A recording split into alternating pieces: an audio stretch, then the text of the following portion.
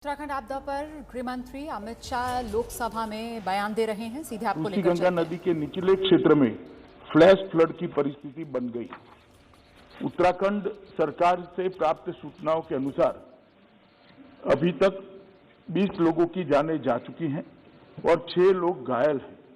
प्राप्त जानकारी के अनुसार 197 व्यक्ति लापता है, जिसमें एनटीपीसी के निर्माणाधीन परियोजना के 139 व्यक्ति, रूसी गंगा कार्यरत परियोजना के 46 व्यक्ति और 12 ग्रामीण शामिल हैं। राज्य सरकार ने यह सूचना विभिन्न स्रोतों के माध्यम से इकट्ठा कर दी है, जिसमें परिवर्तन संभव है। एनटीपीसी परियोजना के 12 व्यक्तियों को एक टनल के अंदर से सुरक्षित बचा लिया गया है। रूसी गंगा परियोजना के भी 15 व्यक्तियों को घटना के समय ही सुरक्षित बचा लिया गया है। एनटीपीसी परियोजना की एक दूसरी टनल में लगभग 25 से 35 लोगों को फंसे होने का अनुमान है। इस टनल में फंसे लोगों को सुरक्षित निकालने हेतु बचाव अभियान युद्ध स्तर पर अहर्निश जारी है। साथ ही साथ लापता व्यक्तियों को ढूंढने का कार्य भी बड़े पैमाने पर किया जा रहा है। राज्य सरकार ने जान गंवाने वालों के परिजनों के लिए 4 लाख रुपए की सहायता की घोषणा की है। घटनास्थल के नजीक 13 छोटे गांव एक पुल से जुड़े हुए थे। पुल बह जाने के कारण संपर्क कट गया है। इन गांवों के लिए रसद और जरूरी मेडिकल सामान हेलीकॉप्टर द्वारा लगातार पहुंचाया जा रहा है। केंद्र सरकार द्वारा स्थिति की निगरानी उच्चतम स्तर पर की जा रही है। माननीय प्रधानमंत्री जी स्वयं स्थिति पर गहरी निगाह रखे हुए हैं। गृह मंत्रालय के दोनों कंट्रोल रूम द्वारा स्थिति पर 24 घंटे नजर रखी जा रही है और राज्य को हर संभव सहायता मुहैया की जा रही है। विद्युत मंत्रालय के माननीय राज्य मंत्री स्वतंत्र प्रभार ने घटनास्थल का दौरा किया और चल रहे राहत एवं बचाव कार्य का भी जायजा लिया है। आईटीबीपी ने अपना कंट्रोल रूम स्थापित किया है और उनके 450 जवान सभी जरूरी साजो सामान के साथ घटनास्थल पर राहत और बचाव अभियान में लगे हुए हैं। एनडीआरएफ की 5 टीमें घटनास्थल पर पहुंच चुकी है और राहत और बचाव अभियान में लगी हैं। आर्मी की 8 टीमें, जिसमें एक ईटीएफ इंजीनियरिंग टास्क फोर्स भी शामिल है, घटनास्थल पर बचाव कार्य कर रही है। एक मेडिकल कॉलम, 2 एम्बुलेंस भी घटनास्थल पर तैनात है। नेवी की एक गोताखोर टीम भी घटनास्थल पर बचाव कार्य में के लिए पहुंच चुकी है। एयरफोर्स के 5 हेलीकॉप्टरों को भी इस कार्य में लगाया गया है। जोशीमठ में भी एक आर्मी का कंट्रोल रूम स्थापित किया गया है। घटनास्थल पर विपरीत परिस्थिति में भी घटना के बाद से ही लगातार राहत और बचाव कार्य जारी है। टनल में फंसे हुए लोगों को बाहर निकालने के लिए रात भर के अथक प्रयास के बाद आर्मी द्वारा टनल के मुंह पर पड़े मलबे को साफ कर लिया गया है। हमारे लोग काफी अंदर तक पहुंच चुके हैं। केंद्रीय जल आयोग को जो कर्मचारी अलकनंदा और गंगा बेसिन हरिद्वार तक में कार्यरत है, उनको अलर्ट पर रखा गया है। सशस्त्र सीमा बल की एक टीम भी घटनास्थल पर पहुंच चुकी है। डीआरडीओ की एक टीम भी हिमस्खलन की निगरानी कर रही है, जो घटनास्थल पर पहुंच चुकी है। एनटीपीसी के सीएमडी भी घटनास्थल पर पहुंच चुके हैं। नेशनल क्राइसिस मैनेजमेंट कमेटी की मीटिंग दिनांक 7 फरवरी को ही 4:30 बजे कैबिनेट सचिव की अध्यक्षता में हुई, जिसमें सभी संबंधित एजेंसियों को समन्वय के साथ कार्य करने और राज्य प्रशासन को सभी जरूरी सहायता उपलब्ध कराने का निर्देश दिया गया है। केंद्रीय एजेंसियों के साथ साथ जिला प्रशासन, पुलिस, राज्य आपदा प्रबंधन विभाग भी राहत और बचाव कार्य में जुटे हैं। एसडीआरएफ की 2 टीमें भी राहत में जुटी हुई है। राज्य का स्वास्थ्य विभाग की 7 टीमें, 8 एम्बुलेंस, मुख्य स्वास्थ्य अधिकारी के साथ वहीं पर तैनात है। इसके अतिरिक्त राज्य सरकार ने भी 5 हेलीकॉप्टरों को बचाव और राहत कार्य के लिए तैनात किया हुआ है। घटना के बाद सभी जगह बिजली की बहाली पूर्ण कर दी गई है। बीआरओ और राज्य पीडब्ल्यूडी द्वारा 5 पूर्ण रूप से टूटे हुए पुलों की मरम्मत का काम शुरू कर दिया गया है। मैं यहाँ ये बताना चाहूंगा कि वित्त वर्ष 2020-21 में राज्य आपदा जोखिम प्रबंधन कोष एसडीआरएमएफ में लगभग 1000 करोड़ रुपया आवंटित किया गया है उत्तराखंड राज्य के लिए, जिसमें से केंद्र का अंश 468 करोड़ रुपया जारी कर दिया गया है। मैं सदन को केंद्र की ओर से आश्वस्त करना चाहता हूं कि राहत और बचाव कार्य के लिए सभी संभव उपाय राज्य सरकार के साथ समन्वय बिठाकर केंद्र की ओर से किया जा रहे हैं और जो भी आवश्यक कदम उठाना जरूरी है उसको भी उठाने में केंद्र सरकार की पूरी तैयारी है। तो उत्तराखंड आपदा की घटना पर सदन को जानकारी गृह मंत्री अमित शाह दे रहे थे। उनकी तरफ से बताया गया कि अभी तक 20 शव बरामद हुए हैं। साथ ही गृह मंत्री अमित शाह ने सदन को यह भी बताया कि 197 लोग अभी भी लापता हैं और इसके साथ साथ किस तरीके से राहत और बचाव कार्य को तेजी से अंजाम दिया जा रहा है उसकी पूरी जानकारी सदन को दी। गृह मंत्री की तरफ से जानकारी दी गई है कि टनल में 35 लोगों के फंसे होने की आशंका है और फिलहाल प्राथमिकता यही कि किसी तरीके से उन जिंदगियों को अगर हो सके तो बचा लिया जाए। और आइए अब रुख करते हैं बंगाल का, जहां आज बीजेपी अध्यक्ष जेपी नड्डा और बंगाल के मुख्यमंत्री ममता बनर्जी के बीच वार पलटवार यही खेल चल रहा है। ममता बनर्जी ने आज बर्धमान में रैली कर बीजेपी पर सीधा निशाना साधा। उन्होंने कहा कि केंद्र सरकार को किसानों की कोई चिंता नहीं है, लेकिन बंगाल के किसान खुश हैं। उन्होंने आरोप लगाया कि केंद्र बंगाल से कम धान खरीदता है, उसे बंगाल के किसानों की कोई चिंता नहीं है। दूसरी तरफ तारापीठ में जेपी नड्डा बीजेपी के अध्यक्ष, उन्होंने रैली की और ममता सरकार पर ताबड़तोड़ हमले किए। उन्होंने ममता पर तानाशाही रवैया अपनाने का आरोप लगाया। आज नड्डा ने तारापीठ में पूजा भी की और परिवर्तन यात्रा को हरी झंडी दिखाई। तारापीठ में रैली के दौरान बीजेपी अध्यक्ष जेपी नड्डा ने ममता पर निशाना साधते हुए कहा कि उन्हें न मां की चिंता है न माटी से प्यार है, उनको केवल तानाशाही से मतलब है। मां माटी मानुष जो टीएमसी का नारा रहा है उसी को लेकर ममता बनर्जी को आज घेरा जेपी नड्डा ने।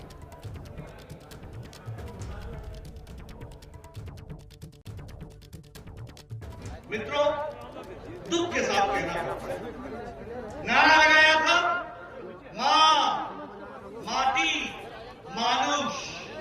ममता जी को न मां की इज्जत है, न माटी से प्यार है और न ही मानुष की चिंता है। इस बात को हमको समझना है। उनको किस चीज से मतलब है? तानाशाही, तानाशाही। इन्होंने मां माटी मानुष छोड़ करके तानाशाही, तुष्टीकरण, तुष्टीकरण और टोलाबाजी, टोलाबाजी, रंगदारी, पैसा लाओ लाओ लाओ लाओ खाओ खाओ खाओ, कॉट मनी कॉट मनी कॉट मनी। मई महीने में लोग आपको कट कर देंगे, ये ध्यान रखना। आपको सरकार से कट कर देंगे। तो जेपी नड्डा को आप सुन रहे थे, जिन्होंने आज मां माटी मानुष को आधार बनाकर टीएमसी ममता बनर्जी को घेरा। लेकिन उससे पहले ममता बनर्जी ने आज बर्धमान में बीजेपी पर ताबड़तोड़ हमले किए। ममता बनर्जी ने केंद्र सरकार पर बंगाल के किसानों की अनदेखी का आरोप लगाया। उन्होंने कहा कि केंद्र सरकार बंगाल के किसानों की मदद नहीं करती है। কৃষকদের জমিতে কোনো ট্যাক্স আর লাগে না।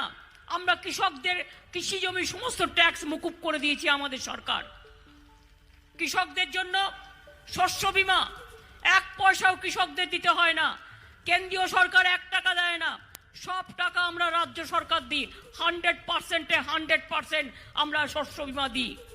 যদি আপনার কোনো জমি নষ্ট হয়ে যায়, জলে নষ্ট হয়ে যায়, ঝড়ে নষ্ট হয়ে যায়, দেখলেন আমফান হয়ে গেল, কত বড় আমফান হয়ে গেল, আমরা প্রত্যেক কৃষককে সাহায্য করেছি। এটা আমরা করি, এটা মাথায় রাখবেন। कोलकाता से आप देख सकते हैं इस वक्त मेरे सहयोगी कुंतल चक्रवर्ती हमारे साथ मौजूद हैं। बर्धमान में आज मौजूद थे ममता की रैली के दौरान, और ममता बनर्जी की जो अगली रैली है वो मुर्शिदाबाद में है। वहीं दूसरी तरफ झारग्राम से मनोज्ञा लोईवाल आप देख रहे हैं इस वक्त मेरे साथ मौजूद है। नड्डा की परिवर्तन यात्रा के तीसरे रथ को यहीं से रवाना होना है। पहले लिए चलते हैं आपको कुंतल के पास और जानते हैं कुंतल से किस तरीके से बीजेपी एक तरफ जहां रथ यात्रा के जरिए चुनाव प्रचार को जोर देती हुई नजर आ रही है, ममता बनर्जी कैसे उसकी काट कर रही थी आज की रैलियों में। कुंतल, देखिए आज ममता बनर्जी जो है अपनी जो रैली में उन्होंने लोगों को संबोधित किया, वहाँ उन्होंने टाइम मैनेजमेंट बहुत अच्छा किया। पहले 5-6 मिनट उन्होंने मंदिरों के बारे में कहा। कालना में जो मंदिर है या फिर बर्धमान में जो मंदिर है उसके बारे में सरकार क्या क्या कर रही है इसके बारे में लोगों को इत्तला की। उसके बाद सीधा उन्होंने अटैक पर चली गई और बीजेपी को अटैक किया। किसान ये किसानों के लिए जो कानून बनाया गया है, 3 कानून को वापस लेने के लिए उन्होंने लोगों को बोला और उसके आगे उन्होंने कहा कि बंगाल में सिर्फ किसान खुश है और बाकी जो चक्रवर्ती मनोज्ञा को यहाँ पर आना चाहिए। मनोज्ञा, रथ यात्रा के जरिए बीजेपी जो घेराबंदी की तैयारी कर रही है, तो ममता बनर्जी अपनी रैलियों में अब जिक्र मंदिर का करती हैं, पहले मंदिर से बात शुरू करके फिर बीजेपी पर हमले बोल रही हैं। देखिए, वार और पलटवार राजनीति में कोई नई बात नहीं है, लेकिन कौन पहला वार करेगा यही है जो बताता है कि गेम चेंजर क्या होगा। मैं इस समय हूँ बंगाल के लालगढ़ में, हमेशा माओवादी इलाका रहा है ये, और इस इलाके में इतनी बड़ी भीड़, दिलचस्प बात है कि ये जरूर तृणमूल कांग्रेस ने 10 साल में जो काम किया है उसकी छवि भी दिखाता है, लेकिन वही उसके साथ साथ क्योंकि ये बीजेपी की रैली है तो ये भी बताता है कि क्या बीजेपी का वर्चस्व इस समय बंगाल में इन इलाकों में बढ़ रहा है, जहाँ पर अभी तक बीजेपी का सांसद जरूर है यहाँ से झाड़ग्राम से, लेकिन उसके साथ साथ अभी मंच पर कुछ ही देर में आएंगे JP Nadda. JP Nadda BJP के राष्ट्रीय अध्यक्ष हैं, लेकिन साथ ही साथ यहाँ इस रथ की भी तैयारी है। आज ये तीसरा रथ है जिसे यहाँ से अभी विदा किया जाएगा और ये जगह जगह इन इलाकों में घूमेगा। तस्वीरों में देख लीजिए, वो लोग हैं जो दक्षिण बंगाल में दबदबा रखते हैं। मुकुल रॉय, राहुल सिन्हा, शुभेंदु अधिकारी, बाबुल सुप्रियो, देबश्री चौधरी उत्तर बंगाल से हैं, लेकिन क्योंकि यूनियन मिनिस्टर हैं इसलिए उनके नाम, और साथ में राजीव बनर्जी, ये वो लोग हैं जो हाल ही में तृणमूल कांग्रेस से शामिल हुए हैं। लेकिन बीजेपी ये बखूबी जानती है कि अगर उन्हें आगे साथ में बढ़ना है तो इन सब की तस्वीरों को अब बसों पे लगाकर जगह जगह लेकर जाना होगा। दूसरी बात ये कि कई बार, जैसे आज की सबसे बड़ी खबरों में ये भी होगा कि आईपीएस हुमायूं कबीर ने आज तृणमूल कांग्रेस का दामन थाम लिया और कुछ ही दिन पहले उन्होंने छोड़ा था अपना पद और कद, लेकिन अब ये भी बताता है कि क्या तृणमूल कांग्रेस जिस तरह से अपनी जगह बढ़ा रही है वो किस तरह से इस गेम को, इस पूरे खेल को और ज्यादा दिलचस्प बना रही है। बिल्कुल, लड़ाई दिलचस्प होती हुई बंगाल की। बहुत बहुत धन्यवाद मनोज्ञा और कुंतल, आप दोनों का मेरे साथ बने रहने के लिए। नीतीश कैबिनेट का विस्तार हुआ आज, कुल 17 मंत्रियों ने आज शपथ ली। बीजेपी कोटे से 9 हैं, जेडीयू कोटे से 8 विधायक जो मंत्री बनाए गए। सबसे पहले बीजेपी से शाहनवाज हुसैन ने मंत्री पद की शपथ ली। दूसरे नंबर पर जेडीयू के श्रवण कुमार थे। नए मंत्रियों के कामकाज का भी बंटवारा हो गया है। शाहनवाज हुसैन उद्योग मंत्री बनाए गए हैं। नीरज सिंह को पर्यावरण मंत्रालय का जिम्मा दिया गया है। नितिन दबीन पथ निर्माण मंत्रालय उनके हिस्से में आया है। और साथ ही आपको बता दें कि इस मौके पर मेरे सहयोगी प्रकाश कुमार ने मुख्यमंत्री नीतीश कुमार से खास बातचीत की है, वो सुनिए जरा। मंत्रिमंडल विस्तार को लेकर के आपकी क्या राय है, क्योंकि बहुत अच्छा हुआ। अब देर हुआ एक अलग बात है, लेकिन अब हो गया ना। अब सेशन आने वाला है, उसके पहले हो गया। आज तो कैबिनेट की मीटिंग भी है और जितने लोगों को मंत्रिपरिषद में शामिल किया गया है उनका विभाग भी अलॉट कर दिया गया, ऑलरेडी कर चुके हैं। जो महामहिम राज्यपाल महोदय के यहाँ भेजा जाता है वो नोटिफाई भी हो जाएगा। तो आज से ही ओथ लेने के बाद सिर्फ मंत्री का नहीं, किस मंत्रिमंडल का काम उनको देखना है, किस विभाग का काम देखना है, वो सब आज ही से जानेंगे।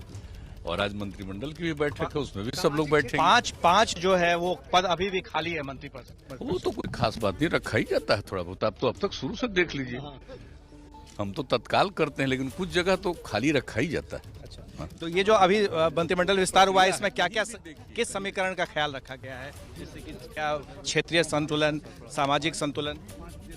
वो तो जब भी मंत्रिपरिषद का गठन होता है तो एक एक बात का ख्याल रखा जाता है। हर इलाके का प्रतिनिधित्व, समाज के हर तबके का प्रतिनिधित्व, इन सब बातों पर ध्यान दिया जाता है। और आइए सीधे आपको एक बार फिर से लोकसभा लिए चलते हैं, जहां गृह मंत्री अमित शाह अपनी बात रखें। अध्यक्ष बंगाल जाते हैं। मैं गया, तब मैं विश्व भारती में गया, शांति निकेतन में गया और गुरुवर टागोर की कुर्सी पर मैं बैठ गया। अब बड़े जिम्मेदार व्यक्ति है, उस वक्त मैं उनको भाषण के अंदर टोकना नहीं चाहता था, मगर जो सत्य नहीं है वो इस सदन के रिकॉर्ड पर रहना भी नहीं चाहिए। तो मेरा विनम्र दायित्व होता है कि मैं स्पष्टता आपके माध्यम से सदन के सामने रखूं और देश के सामने भी रखूं। मान्यवर, मेरे पास विश्व भारती के उपकुलपति का पत्र है, जिसमें मैंने उनसे स्पष्टता मांगी है कि सारे फोटो का, वीडियोग्राफी का एनालिसिस करके बताया जाए कि कहीं मैं बैठा हूं। उन्होंने स्पष्ट किया है कि ऐसी कोई घटना नहीं हुई। जहां पर मेरे बैठने का जिक्र किया है वो एक खिड़की है और खिड़की पर सभी को बैठने की व्यवस्था है। और मान्यवर उसी स्थान पर जी हाँ रखता हूँ अभी पूरा होने दे, आप बैठिए। रखता हूँ, आप बैठिए दादा।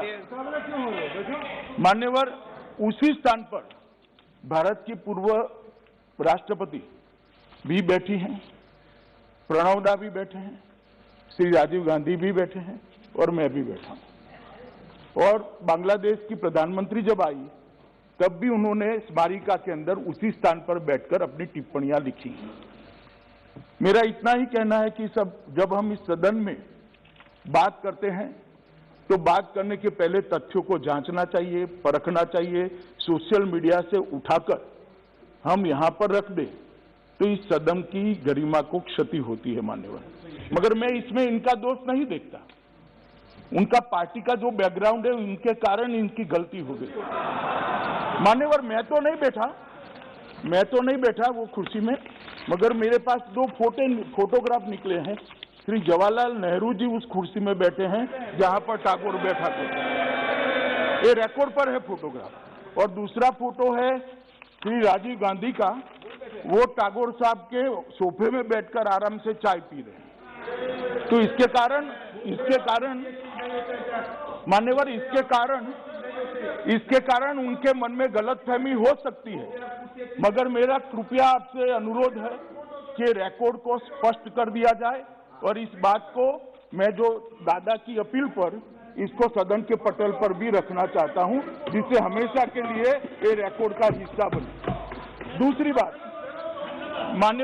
बात कि जो इस सदन में नहीं है इसका उल्लेख, अरे सूरज बैठ जाओ भैया, ऐसे नहीं खड़े होते। इसका उल्लेख यहां पर नहीं होता है। जो सदन में नहीं है उपस्थित उसके नाम का उल्लेख करना यहां मर्यादा होती है। फिर भी मेरे पार्टी के अध्यक्ष के नाम का उन्होंने उल्लेख किया। वो भाषण को भी मैंने पूरा सुना है। मैं आज उनको चैलेंज देता हूं, अगर नड्डा साहब ऐसा बोले हैं तो वो रिकॉर्ड पर रखे। कहीं नड्डा साहब ऐसा नहीं बोले हैं जो कल उन्होंने कहा है। ये दोनों बातें सत्य से बहुत दूर है, इसलिए इसको रिकॉर्ड पर से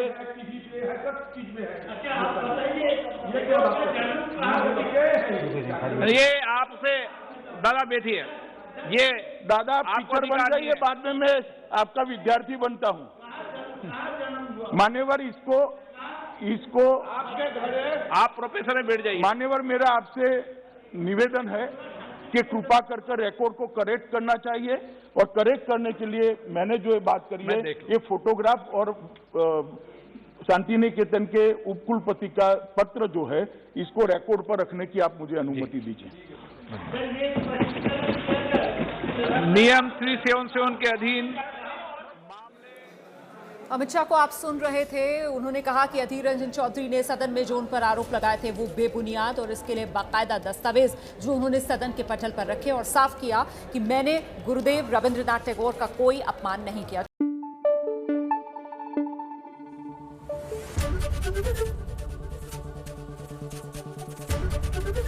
एबीपी न्यूज आपको रखे आगे।